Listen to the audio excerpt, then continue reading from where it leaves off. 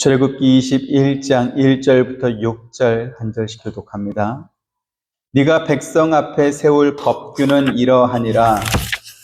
내가 히브리 종을 사면 그 6동 동안 섬길 것이요 7째에는 몸값을 물지 않고 나가 자유인이 될 것이며, 만일 그가 단신으로 왔으면 단신으로 나갈 것이요 장가 들었으면 그의 아내도 그와 함께 나가려니와, 만일 상전이 그에게 아내를 주어 그의 아내가 아들이나 딸을 낳았으면 그의 아내와 그의 자식들은 상전에게 속할 것이요 그는 단신으로 나갈 것이로되, 만일 종이 분명히 말하기를 내가 상전과 내 처자를 사랑하니 나가서 자유인이 되지 않겠노라 하면, 상전이 그를 데리고 재판장에게로 갈 것이요 또 그를 문이나 문설주 앞으로 데리고 가서 그곳에서 송곳으로 그의 길을 뚫을 것이라. 그는 종신토록 그 상전을 섬기리라. 아멘. 출애굽기 20장에서는 하나님께서 모세를 통해 이스라엘 백성들에게 주셨던 10계명에 관해서 살펴보았습니다. 이제 출애굽기 21장부터 23장까지는 시민법으로 10계명을 기본으로 해서 이스라엘 백성들이 일상생활 속에서 지켜야 하는 구체적이고 책임이 따르는 조항들을 말씀하고 있습니다. 하나님께서는 그 내용을 언약서라는 이름으로 기록하게 하시고 그것을 백성들에게 낭독하여 듣게 해서 언약서에 기록된 이 시민법들을 모든 백성으로 하여금 지키도록 하셨습니다. 출애굽기 24장 7절 같이 봅니다. 시작. 언약서를 가져다가 백성에게 낭독하여 듣게 하니 그들이 이르되 여호와의 모든 말씀을 우리가 준행하리이다. 아멘. 10계명이 모든 시대와 또 모든 사람들에게 구속력을 가지는 도덕법이라고 한다면, 이 시민법은 하나님께서 이스라엘 백성들에게 주신 것이기 때문에 그들이 지켜야 할 법입니다. 바리새인들이 예수님을 올무에 걸리게 하려고 자기 제자들을 헤롯 당원들과 함께 예수님께 보내서 가이사에게 세금을 내는 것이 옳은지를 물었습니다. 마태복음 22장 17절 같이 보시죠. 그러면 당신의 생각에는 어떠한지 우리에게 이르소서. 가이사에게 세금을 바치는 것이 옳으니까 옳지 아니하니까 하니. 하나님께서 이스라엘 백성에게 주셨던 시민법에는 로마 정부에 세금을 내라라는 그러한 조항이 없었습니다. 그래서 그들의 법으로는 가이사에게 세금을 바칠 이유가 없었던 것이죠. 하지만 당시 이스라엘은 로마 정부의 지배 아래 있었기 때문에 피식민지 백성으로서 로마 정부의 세금을 바쳐야 하는 당연한 의무가 있었던 것입니다. 바리새인들은 그들의 눈엣 가시와 같은 예수님을 함정에 빠뜨릴 묘수로 세금에 관한 이러한 질문을 예수님께 가져온 이유가 있었던 것입니다. 이스라엘이 아수르와 바벨론에 의해 멸망을 당하고 또 포로로 끌려간 이후에 이스라엘 백성이 이방인 통치자들에게 직접 세금을 바치는 이러한 일들이 문제가 됐던 적은 없습니다. 왜냐하면 그렇게 된 것이 이스라엘에 대한 하나님의 심판으로 받아들여졌기 때문에 당연히 내야 된다 이렇게 생각했던 것이죠. 그런데 예수님 당시에 우리 이스라엘의 왕은, 우리 유대인의 왕은 하나님이신데 만약 이방 왕들에게 세금을 바치고 그들의 통치를 받아들여서 그래서 그들의 백성이 된 것을 인정한다면 그것은 하나님에 대한 반역이다 이렇게 주장하고 또 그 주장에 동의하는 사람들이 생겨나기 시작했습니다. 가장 대표적인 사람이 갈릴리 사람 유다라는 사람으로 그와 같은 주장을 내세워서 사람들을 선동하다가 빌라도가 이끄는 군대에 의해 그 반란이 진압되기도 했습니다. 사도행전 5장 37절 보시죠. 시작. 그 후 호적할 때에 갈릴리의 유다가 일어나 백성을 꿰어 따르게 하다가 그도 망한즉 따르던 모든 사람들이 흩어졌느니라. 네. 누가복음에는 이 사건에 관한 보다 구체적인 내용이 기록되어 있습니다. 누가복음 13장 1절 또 보시죠. 시작. 그때 마침 두어 사람이 와서 빌라도가 어떤 갈릴리 사람들의 피를 그들의 제물에 섞은 일로 예수께 아뢰니. 유대인 역사가 요세푸스는 이 사건에 관해서 유월절 제사 때 약 3천여 명의 유대인들이 마치 짐승처럼 학살당하고 그 피가 제단에 뿌려졌다 이렇게 기록하고 있고요. 또 어떤 때는 2만여 명의 유대인들이 학살당했다 이렇게 기록하기도 했습니다. 이처럼 로마 정부의 세금을 바치는 문제는 유대인들에게 있어서 대단히 민감한 문제였던 것입니다. 그래서 예수님께서 가이사에게 세금을 바치는 것이 옳다라고 말하면 갈릴리 사람 유다가 주장했던 것처럼 예수님이 참된 진리로 하나님의 도를 가르치는 분이다라고 하는 어떤 그러한 평판 내지는 그분의 가르침이 크게 훼손될 것입니다. 반대로 예수님께서 세금 내는 것이 옳지 않다라고 말을 하면 예수님은 갈릴리 사람 유다처럼 그렇게 될 것입니다. 그래서 바리새인들이 자기 제자들을 헤롯 당원과 함께 예수님께 보냈던 이유가 바로 여기 있었던 것이지. 예수님께서는 바리새인들의 악한 의도를 파악하시고 그들에게 이렇게 대답하셨습니다. 마태복음 22장 18절부터 21절.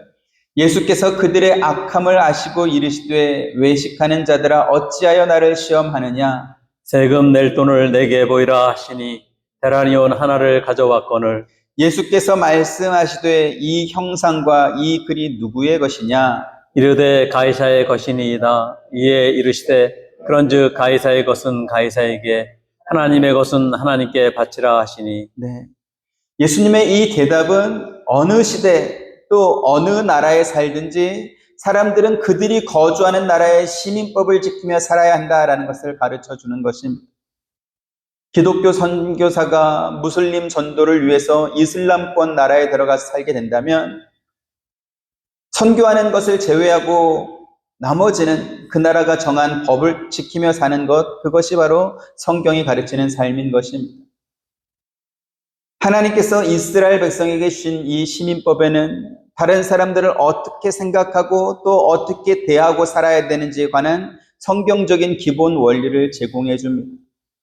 이 원리는 비록 시민법의 조항이나 또 그 조문의 내용이 이스라엘 백성들에게 주신 것과 다르다 할지라도 그 시대의 나라와 그 시민사회에 똑같은 유익을 제공해 줍니다. 왜 그렇습니까?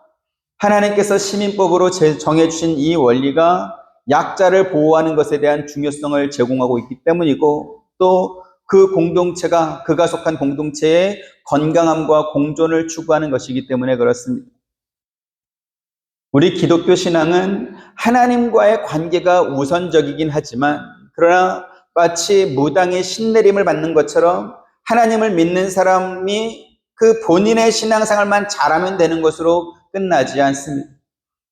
시민법은 하나님과 나 사이에 바른 관계가 맺어졌다라고 한다면 그 원리가 하나님께서 사랑하시는 다른 사람과의 관계에서 확인되고 또 함께 성장하라고 주신 법이기 때문에 그렇습니다. 아브라함을 부르신 하나님께서 그의 후손을 애굽으로 이끈 후에 큰 민족을 이루게 하시고 그리고 그들을 자기의 백성으로 삼아서 구원하신 이유가 바로 여기에 있습니다. 또한 오늘날 성도들을 교회로 부르셔서 함께 신앙생활을 하게 하신 이유도 똑같습니다. 우리 속담에 아내가 예쁘면 처갓집 말뚝 보고도 절을 한다라는 그러한 말이 있습니다. 만약에 누군가를 내가 진실로 사랑한다고 한다면 그 사람이 사랑하고 또 그 사람이 소중하게 여기는 것을 나도 같이 사랑하고 같이 좋아하지 않겠습니까? 내가 사랑하는 사람이 좋아하고 사랑하는 것을 내가 소홀히 할 수는 없는 것이지. 내가 하나님을 사랑하는 것이 진실이라고 한다면 그러면 그는 하나님께서 기뻐하시는 일을 할 것입니다. 그 하나님께서 이스라엘 백성들에게 주셨던 가장 처음 시민법 규례가 무엇입니까? 히브리 종에 관한 규례입니다. 우리가 일반적으로 생각할 때 제일 먼저 주는 것은 가장 중요한 것 아니겠습니까? 다른 법도 많이 있는데 하필이면 종에 관한 규례를 가장 먼저 제정해 주셨다라고 하는 것은 그만큼 그 문제가 다른 어떤 것보다 더 중요하기 때문에 가장 먼저 주셨을 것입니다. 그러면 하나님께서 왜 히브리 종에 관한 규례를 제일 먼저 정해 주셨을까요? 원래 이스라엘 백성들은 애굽의 노예로 살던 사람들이었습니다. 하나님께서는 그들이 애굽에서 노예로 살던 때의 심정을 기억하고 그 노예에서 풀어주신 하나님의 은혜를 잊지 말고 다른 사람들을 대하라라는 의미로 종에 관한 규례를 정해주셨습니다. 그들이 하나님의 은혜 안에서 그리고 하나님께서 정하신 법을 따라 살고 있다라는 증거가 자기보다 약하고 힘없는 사람을 선대하는 것을 통해서 증명되도록 하신 것입니다. 그런 의미에서 이 종에 관한 규례는 중요한 이스라엘의 정체성을 담고 있습니다. 이스라엘 백성이 같은 민족의 종이 되는 경우는 대부분 가난 때문일 것입니다. 그래서 종에 관한 규례는 이렇듯 누군가의 종이 될 수밖에 없는 그러한 때라 할지라도 6년을 그를 위해서 일을 하고 7년째가 되면 조건 없이 풀어주도록 해서 그가 자유로운 삶을 살 수 있도록 그렇게 하나님께서 법을 만들어 주신 것입니다. 본문 2절 같이 보시죠. 시작. 네가 히브리 종을 사면 그는 6해 동안 섬길 것이요 7째 해에는 몸값을 물지 않고 나가 자유인이 될 것이며. 네. 이스라엘 나라가 세워질 수 있었던 것은 하나님께서 애굽의 노예로 살던 그들을 구원해서 자유인으로 만들어주시고 그들에게 영토를 주시고 그들에게 집과 또 우물과 여러 소산물을 주셨기 때문에 그렇습니다. 그래서 이스라엘 백성들은 돈으로 사고 파는 이해관계가 아니고 하나님의 은혜로 세워진 나라이기 때문에 그들이 사는 방식도 은혜가 우선되는 삶을 살게 하셨던 것입니다. 하나님께서 명하신 은혜가 우선하는 삶은 종으로 부렸던 사람을 7년째 되는 안식년에 자유롭게 풀어주는 것으로만 그치게 하지 않았습니다. 그 종을 풀어줄 때 빈손으로 떠나게 하지 말고 하나님께서 주인된 자에게 주신 그 복을 풀어주는 종에게 베풀어서 그가 필요한 것과 그가 쓸 것을 후히 나누어 주게 하라 이렇게 명하셨습니다. 신명기 15장 12절부터 14절 보시죠. 내 동족 히브리 남자나 히브리 여자가 네게 팔렸다 하자. 만일 6해 동안 너를 섬겼거든 7째 해에 너는 그를 놓아 자유롭게 할 것이요. 그를 놓아 자유롭게 할 때에는 빈손으로 가게 하지 말고 같이 내 양 무리 중에서와 타작 마당에서와 포도주 틀에서 그에게 후히 줄지니 곧 내 하나님 여호와께서 내게 복을 주신 대로 그에게 줄지니라. 왜 하나님께서는 안식년에 조건 없이 풀어주는 종에게 잘해주라 이렇게 말씀하셨을까요? 그것은 이스라엘 백성들이 애굽을 떠날 때 하나님께서 애굽 사람의 마음을 감동해서 이스라엘 백성들이 구하는 대로 원하는 모든 것들을 다 받아가지고 나갈 수 있도록 그렇게 해주셨기 때문에 그렇습니다. 15장 15절 또 봅니다. 시작. 너는 애굽 땅에서 종되었던 것과 내 하나님 여호와께서 너를 속량하셨음을 기억하라. 그것으로 말미암아 내가 오늘 이같이 내게 명령하노라. 신명기에 지금 이 말씀은 구약 성경 곳곳에서 아주 많이 강조되는 말씀이기도 합니다. 그러면 하나님께서는 왜 이 말씀을 반복해서 강조하셨을까요? 그들이 어떻게 자유인의 신분을 얻게 되었고 젖과 꿀이 흐르는 가나안 땅을 그들의 기업으로 받게 되었는지를 잊지 말고 기억하라. 그러한 의미로 이 말씀을 계속 반복하시는 것입니다. 우리가 이미 살펴보았지만 이스라엘 백성이 어떻게 가나안 땅을 떠나게 되었는지 다시 한번 생각해 보면 사실은 그들은 애굽을 떠날 마음이 별로 없었습니다. 그들이 그곳에서 힘들고 괴로웠던 것은 애굽 왕 바로가 그들에게 더 많은 노역을 시킨 그것이 힘들었을 뿐이지 애굽에서의 삶 자체가 싫었던 것은 아니었더라는 것이죠. 그래서 광야 생활 내내 그들이 모세에게 했던 원망과 불평이 무엇이었습니까? 출애굽기 16장 3절 같이 보시죠. 시작. 이스라엘 자손이 그들에게 이르되 우리가 애굽 땅에서 고기가마 곁에 앉아있던 때와 떡을 배불리 먹던 때에 여호와의 손에 죽었더라면 좋았을 것을 너희가 이 광야로 우리를 인도해내어 이 온 회중이 줄여 죽게 하는도다. 네. 비록 그들이 애굽에서 노예로 살았다 할지라도 고기가마 곁에 앉아가지고 떡과 고기를 배불리 먹었던 그때가 너무나 좋았고 그래서 그때로 돌아가고 싶은 그러한 마음을 숨기지 않았던 것입니다. 그들은 노예에서의 해방이나 혹은 자유인의 삶을 위해서 하나님께 기도한 적이 없습니다. 지금 읽은 말씀과 같이 그들이 바랐던 것은 단지 일하지 않고 혹은 일을 조금만 하고 배불리 맛있는 것 많이 먹는 것을 원했던 것이지. 그런데 하나님께서 그러한 이스라엘 백성들을 출애굽시키셨습니다. 애굽 사람들은 10가지의 재앙, 특히 마지막 장자 재앙을 받은 후에 이스라엘 백성들에게 은금, 패물과 그들이 원하는 모든 것들을 다 내어주고 속히 그들을 내보냈습니다. 이스라엘 백성들은 자기들이 독립운동을 해서 지금 노예에서 해방된 것이 아니었습니다. 어린 양의 피로써 그들을 구원하시는 하나님의 능력과 하나님의 은혜로 자유를 얻게 된 것이었죠. 자유만 얻었습니까?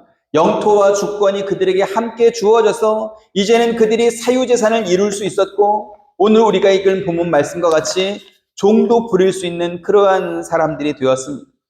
그래서 하나님께서는 이스라엘 백성들에게 너희가 얻은 자유와 그 권리 또 너희가 모은 그 사유재산을 소유할 수 있게 된 원인이 어디에 있었는가 그것을 생각하고 기억하라 라고 말씀하는 것입니다. 그래서 그와 관련된 하나의 장치로 히브리인 종에 대한 규범을 주셨던 것입니다. 자, 그러면 이스라엘 백성들이 하나님께서 주신 이 규범을 잘 지켰을까요? 짐작하시겠지만 전혀 그렇지 않았습니다. 오늘날처럼 기계나 전기 전자 기술이 없었던 그 시대에서는 대부분 노동력을 사람으로부터 얻을 수 있었습니다. 그래서 사람을 많이 구할 수 있는 사람, 노예를 많이 부릴 수 있는 사람이 부자였습니다. 영국과 미국도 노예 해방을 하기 전까지는 돈을 주고 노예를 사들이고 또 그 노예가 낳은 자녀들까지 자기 노예로 삼아서 자기 재산을 증식하던 그러한 때가 있지 않았습니까? 구약 이스라엘 백성들이 살던 때도 다르지 않았다라는 것이죠. 양을 치든지 농사를 짓든지 강이나 바다에서 고기를 잡든지 무엇을 하든지 많은 노동력을 동원할 수 있는 사람이 부자였던 것입니다. 그런데 하나님께서는 이스라엘 백성들이 그렇게 살도록 허락하지 않은 것입니다. 히브리인 종이 주인을 위해서 6년을 일하고 7년째가 되면 그가 비록 빚을 다 갚지 못했다 할지라도 그에게 자유를 줄 뿐만 아니라 창고를 열어서 그에게 후하게 대해주라 이렇게 말씀한 것입니다. 왜 그렇습니까? 그는 하나님께서 애굽에서 구원하여서 자유를 주신 같은 형제, 같은 민족이었기 때문에 그렇습니다. 반복해서 말씀드리지만 하나님께서 정해주신 이 종에 관한 규례는 그들이 하나님의 은혜를 받아서 사는 존재인 것을 잊지 말고 기억하라 라는 강력한 표징으로 주신 규범이었습니다. 유다와 예루살렘이 바벨론에 멸망하기 직전에 하나님께서 예레미야 선지자를 시드기야 왕에게 보내서 이스라엘 모든 백성이 하나님 앞에서 한 계약을 맺게 하셨습니다. 그 계약은 사람마다 각기 히브리 남녀노비를 놓아서 자유롭게 해주고 그의 동족 유다인들을 종으로 삼지 못하게 하는 것을 계약으로 또 규범으로 다시 한번 확인시켜 준 것입니다. 하나님께서 시드기야 왕과 예루살렘의 모든 백성과 계약을 맺을 때 유다의 고관들은 송아지를 반으로 쪼개서 그 사이를 지나가도록 하셨습니다. 예레미야 34장 18절 19절 송아지를 둘로 쪼개고 그 두 조각 사이로 지나매 내 앞에 언약을 맺었으나 그 말을 실행하지 아니하여 내 계약을 어긴 그들을 곧 송아지 두 조각 사이로 지난 유다 고관들과 예루살렘 고관들과 내시들과 제사장들과 이 땅 모든 백성.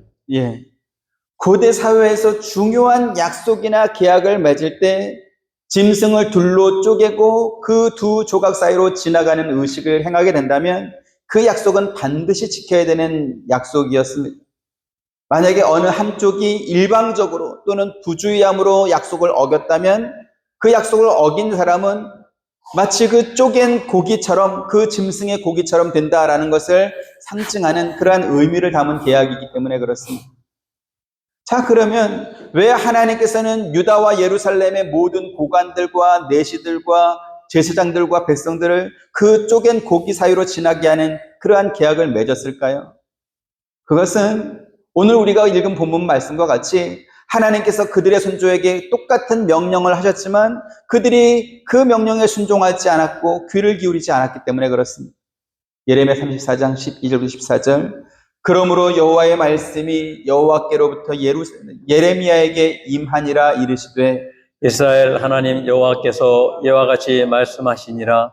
내가 너희 선조를 애굽 땅 종의 집에서 인도해낼 때에 그들과 언약을 맺으며 이르기를 같이 너희 형제 히브리 사람이 네게 팔려왔거든 너희는 7년 되는 해에 그를 놓아줄 것이니라. 그가 6년 동안 너를 섬겼은즉 그를 놓아 자유롭게 할지니라 하였으나 너희 son조가 내게 순종하지 아니하며 귀를 기울이지도 아니하였느니라. 하나님께서 그들에게 종에 관한 규례를 반드시 지키라고 말씀하신 이유가 있었습니다. 앞서도 말씀드린 바와 같이 지금 유다가 바벨론에 멸망하기 직전까지 내몰린 상황에서 하나님께서 그들을 보호해 주겠다라는 그러한 약속과 함께 준 계약이기 때문에 그렇습니다. 유다와 예루살렘 백성들은 만약에 바벨론에게 나라를 빼앗기게 되면 피식민 백성으로서 사유재산을 보호받을 수 없기 때문에 쪼갠 고기 사이로 지나가는 그 계약으로 하나님과 굳게 약속했던 것입니다. 그래서 그들은 계약한 대로 자기 집에서 부리던 노비들을 자유롭게 다 놓아주었습니다. 그런데요, 사람이 화장실 들어갈 때와 나올 때가 마음이 다르다라고 하는 그러한 말과 같이 국가의 위기 상황이 끝났다, 지나갔다 이렇게 생각이 되자 그들은 이전에 풀어줬던 노비들을 다시 붙잡아서 자기 노예로 삼아버렸습니다. 10절, 11절 보시죠. 이 계약에 가담한 고관들과 모든 백성이 각기 노비를 자유롭게 하고 다시는 종을 삼지 말라함을 듣고 순복하여 놓았더니 후에 그들이 뜻이 변하여 자유를 주었던 노비를 끌어다가 복종시켜 다시 노비를 삼았더라. 네. 그들이 형제와 이웃에게 자유를 선포했던 것을 취소하고 그들을 다시 붙잡아와서 노예로 삼은 그것은 그들과 계약한 하나님을 대적하는 행위였습니다.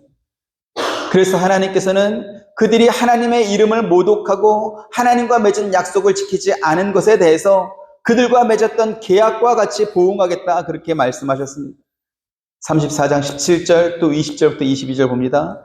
그러므로 여호와께서 이와 같이 말씀하시니라. 너희가 나에게 순종하지 아니하고 각기 형제와 이웃에게 자유를 선포한 것을 실행하지 아니하였은즉 내가 너희를 대적하여 칼과 전염병과 기근에게 자유를 주리라. 여호와의 말씀이니라. 내가 너희를 세계 여러 나라 가운데 흩어지게 할 것이며 내가 그들의 원수들의 손과 그들의 생명을 찾는 자의 손에 넘기리니 그들의 시체가 공중의 새와 땅의 짐승의 먹이가 될 것이며 또 내가 유다의 시드기야 왕과 그의 고관들을 그의 원수의 손과 그의 생명을 찾는 자의 손과 너희에게서 떠나간 바벨론 왕의 군대의 손에 넘기리라. 여호와의 말씀이니라. 보가 내가 그들에게 명령하여 이 성읍에 다시 오게 하리니 그들이 이 성을 쳐서 빼앗아 불살을 것이라. 내가 유다의 성읍들을 주민이 없어 처참한 황무지가 되게 하리라. 네. 유다와 예루살렘 백성들이 하나님과의 약속을 어긴 결과가 어떻게 나타났습니까? 유다 고관들과 예루살렘 고관들과 제사장들이 종으로 붙잡아온 형제의 자유를 빼앗아 버리자 하나님께서는 칼과 전염병과 기근에게 자유를 주겠다 이렇게 말씀하십니다. 그래서 전쟁과 전염병과 흉년이 그들을 공격하게 해서 그들이 탐욕으로 쌓은 재산들을 허물어 버릴 것이며 그들을 바벨론 왕의 군대의 손에 넘겨서 흩어버리겠다 이렇게 말씀했습니다. 그 결과 유다의 성은 불사라질 것이고 성읍들은 황무지가 될 것이며 그들은 세계 여러 나라로 흩어지게 될 것입니다. 이것이 바로 유다와 예루살렘의 멸망을 의미하는 것이지. 어리석은 사람들은 자기들이 소유한 것이 자기의 안전과 미래를 지켜줄 것이다 이렇게 생각합니다. 그래서 더 많은 것을 소유하려고 하고 거기에다가 모든 열정을 다 쏟아붓습니다.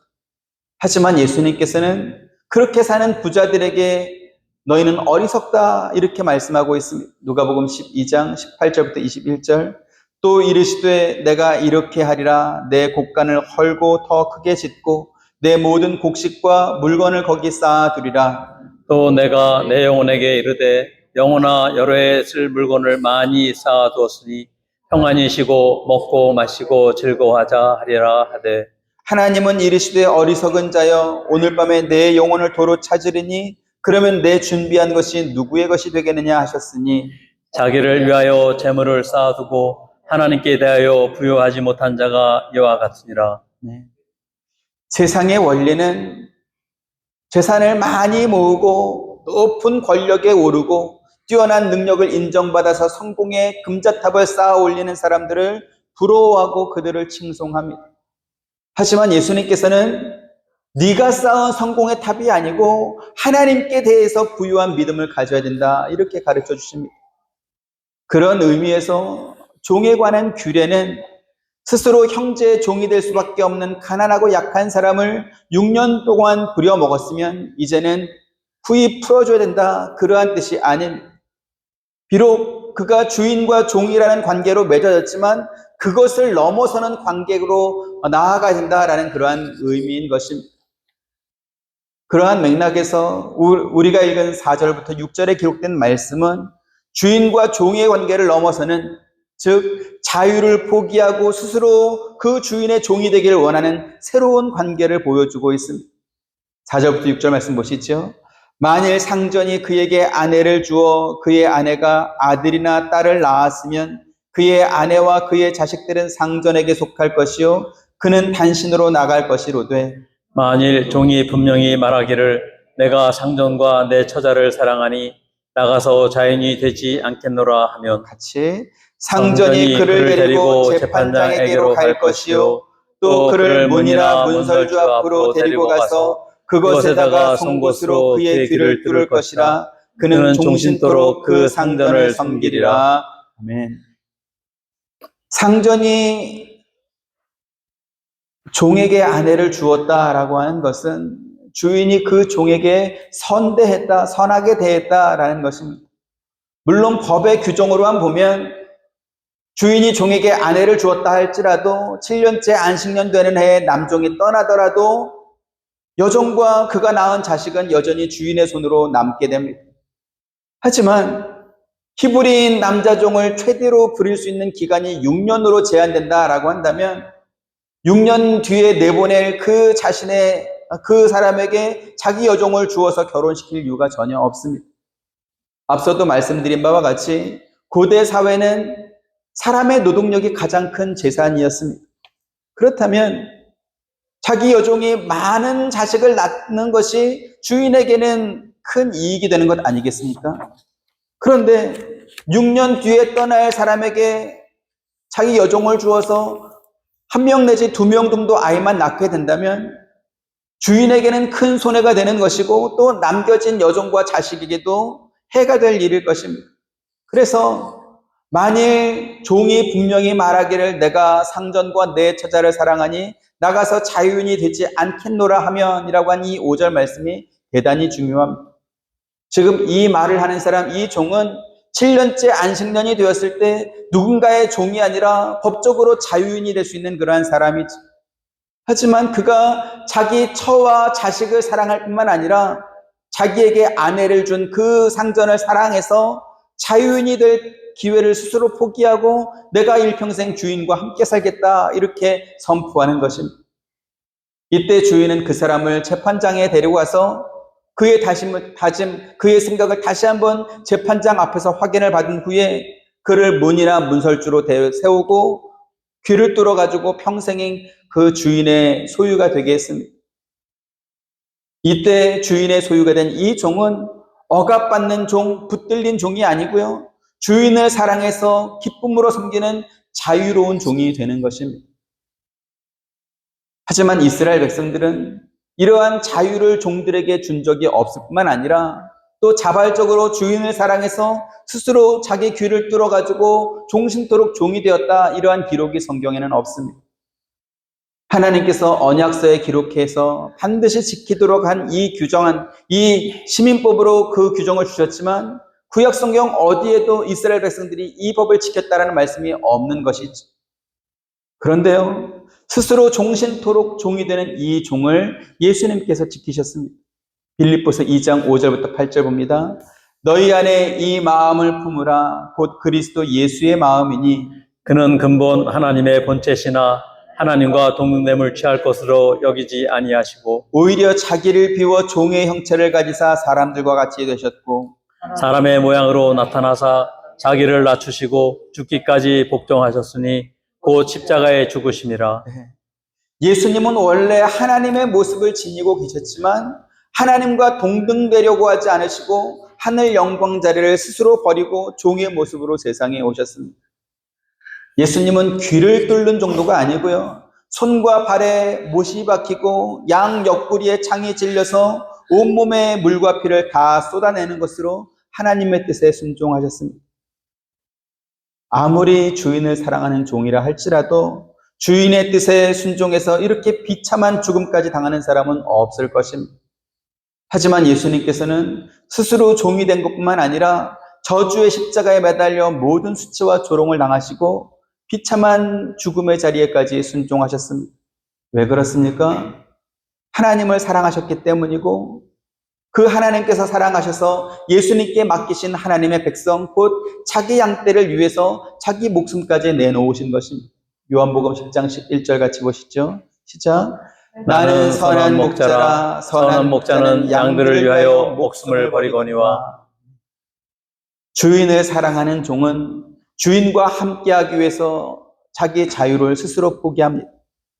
예수님께서 아버지를 사랑하셨기 때문에 자신의 자유를 포기하시고 종의 모습으로 세상에 오셨고 또 그 아버지의 뜻을 이루기 위해서 십자가의 죽음까지 순종하셨던 것입니다. 왜 하나님께서 종에 관한 규례를 십계명에 의해서 가장 처음 시민법으로 그들에게 주셨을까요? 그것도 언약서에 기록해서 이스라엘 백성들이 되도록 지키라고 이렇게 말씀하셨을까요? 그것은 바로 이 법이 예수 그리스도를 의미하고 있기 때문에 그렇습니다. 세상에 종으로 오신 예수님께서 사람들에게 하신 말씀이 무엇인지 아십니까? 요한복음 8장 32절 보시죠. 시작. 진리를 알지니 진리가 너희를 자유롭게 하리라.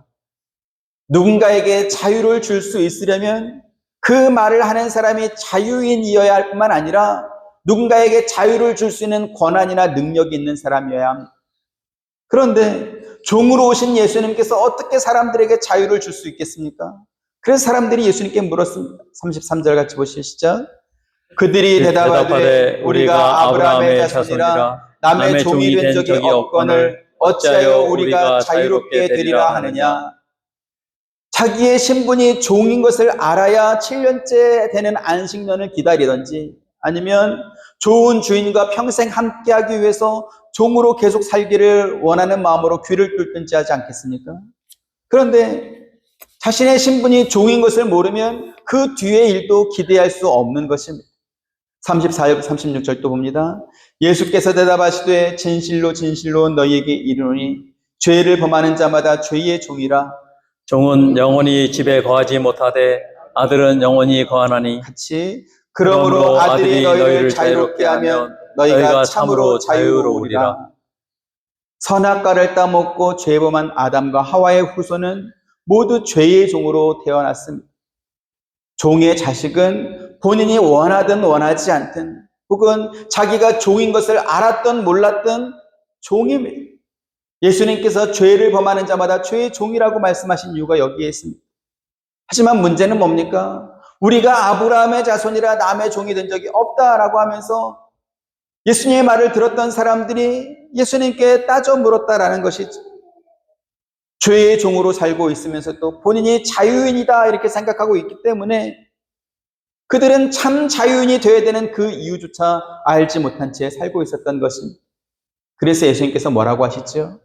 아들이 너희를 자유롭게 하면 너희가 참으로 자유로우리라 이렇게 하시면서 그들에게 참 자유를 줄 수 있는 이가 바로 예수님 본인이신 것을 가르쳐 주었던 것입니다.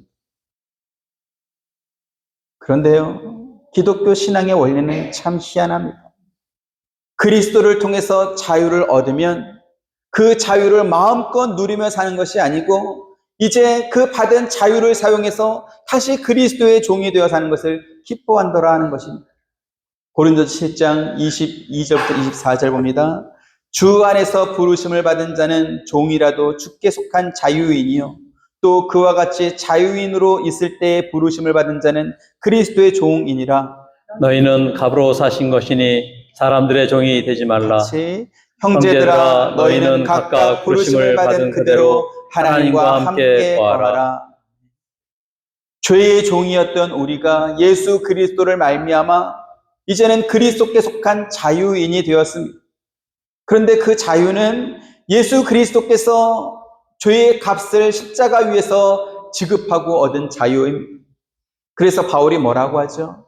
죄의 종이 되어 사는 사람들처럼 이제는 너희가 살지 말고 지금부터는 하나님과 함께하는 삶을 살라 이렇게 말씀하고 있습니다. 그런데 그 하나님과 함께하는 삶을 어떻게 삽니까? 송곳으로 귀를 뚫고 종신토록 상전을 섬기기로 작정한 그 종과 같이 그리스도의 종이 되어 사는 것입니다. 로마서 1장 1절 같이 보시죠. 시작. 예수 그리스도의 종 바울은 사도로 부르심을 받아 하나님의 복음을 위하여 택정함을 입었으니. 야고보 1장 1절. 하나님과 주 예수 그리스도의 종 야고보는 흩어져 있는 12지파에게 문안하노라. 베드로서 1장 1절. 예수 그리스도의 종이며 사도인 시몬 베드로는 우리 하나님과 구주 예수 그리스도의 의를 힘입어 동일하게 보배로운 믿음을 우리와 함께 받은 자들에게 편지하노니. 유다서 1장 1절. 예수 그리스도의 종이요 야고보의 형제인 유다는 부르심을 받은 자 곧 하나님 아버지 안에서 사랑을 얻고 예수 그리스도를 위하여 지키심을 받은 자들에게 편지하노라. 아멘. 이처럼 예수님의 제자들과 사도들은 스스로 그리스도의 종이 되어 살았다라는 것입니다. 그러면 바울과 야고보 또 베드로와 유다만 예수 그리스도의 종으로 살았겠습니까? 그렇지 않습니다. 그들에게 배운 다른 성도들도 예수 그리스도의 종으로 살았을 것입니다. 자유는 참 좋은 것이지만 그 자유를 어떻게 사용하는지 모르는 사람들 또는 그 자유에 대한 책임을 감당할 수 없는 사람들에게는 자유에 따른 책임을 가르쳐주고 또 그것을 잘 사용할 수 있도록 인도해 줄 사람이 필요합니다. 그래서 나라마다 우리 어린 자녀들을 의무적으로 학교에 보내서 가르치는 이유가 바로 거기에 있습니다. 예수 그리스도께서 십자가 죽음으로 우리 대신 죄의 값을 치르셨기 때문에 우리는 더 이상 죄의 종이 아니라 자유인이 되었습니다. 하지만 우리 내면에는 여전히 죄의 습관이 남아있고 죄가 이끄는 대로 따라가려는 본능이 남아있어서 조금만 방심하면 죄에 빠지기 쉽습니다. 그래서 야고보 사도는 마귀에게 틈을 주지 말라 이렇게 말하기도 했습니다. 그러면 우리는 어떻게 마귀에게 틈을 주지 않고 그리스도 안에서 참 자유를 누리며 살 수 있겠습니까? 바울과 베드로와 야고보와 유다 등 사도들이 스스로 예수 그리스도의 종이 되어 산 것을 우리는 주목해야 될 것입니다. 종의 삶은 주인이 책임집니다. 그런데 그 주인은 어떤 주인입니까? 자기에게 맡겨진 사람을 위해서 자기 목숨까지 내놓을 만큼 책임감과 사랑이 많으신 분입니다. 그렇다면 우리가 기꺼이 예수 그리스도의 종이 되어 살만하지 않겠습니까? 내가 내 성공을 이루고 내가 내 삶을 책임지려면 고달픈 삶을 살아야 될 것입니다. 하지만 천지를 지으신 하나님, 나를 위해서 자기 목숨까지 내놓으신 예수 그리스도가 내 주인이라고 한다면 그분의 종이 되어 사는 것이 우리에게 훨씬 유익하지 않겠습니까? 그래서 바울도 베드로도 유다도 야고보도 스스로 예수 그리스도의 종이 되어 살았던 것입니다. 그래서 저 역시 예수 그리스도의 종이 되어 살기를 선택했습니다. 여러분은 어떻게 생각하십니까? 여러분들도 좋은 선택을 하여서 최소한의 순종만 하고도 최대의 행복을 누리며 살 수 있게 되기를 주님의 이름으로 축원드립니다. 은혜로우신 아버지 하나님, 감사합니다. 우리는 연약합니다. 또 무지합니다. 죄의 종으로 살던 우리가 예수 그리스도의 십자가 은혜로 자유인의 몸이 되었지만, 그러나 여전히 우리 안에 남아있는 본성과 죄의 습관은 죄의 종처럼 우리를 이끌어갑니다. 과연 우리가 어떻게 우리에게 주어진 자유를 잘 누리며 살 수 있는지, 오늘 성경 말씀 히브리인 종에 관한 규례를 통하여 다시 한번 확인하게 하시니 감사드립니다. 우리에게 주어진 이 자유를 우리를 구원하신 예수 그리스도, 우리를 사랑하신 하나님을 위하여 죄로 향하는 것이 더 빠른 이 자유를 스스로 포기하고 하나님의 종이 되고 그리스도의 종이 되어 살길 원했던 사도들과 제자들처럼 우리도 예수 그리스도의 종이 되고 하나님의 종이 되어 살기를 바라고 기뻐하는 그러한 참 자유를 자유롭게 누릴 수 있는 그러한 우리들의 믿음의 선택이 될 수 있도록 긍휼을 더하여 주옵소서. 예수님의 이름으로 기도드립니다. 아멘. 지금은 우리 주 예수 그리스도의 은혜와 하나님의 크신 사랑과 보혜사 성령님의 감화감동하심이 주의 말씀을 듣고 주의 종이 되어 살길 원하는 사랑하는 모든 성도님들의 머리 위에와 가정과 성업과 하시는 모든 일들 가운데 지금부터 영원토록 함께 있기를 축원하옵나이다. 아멘.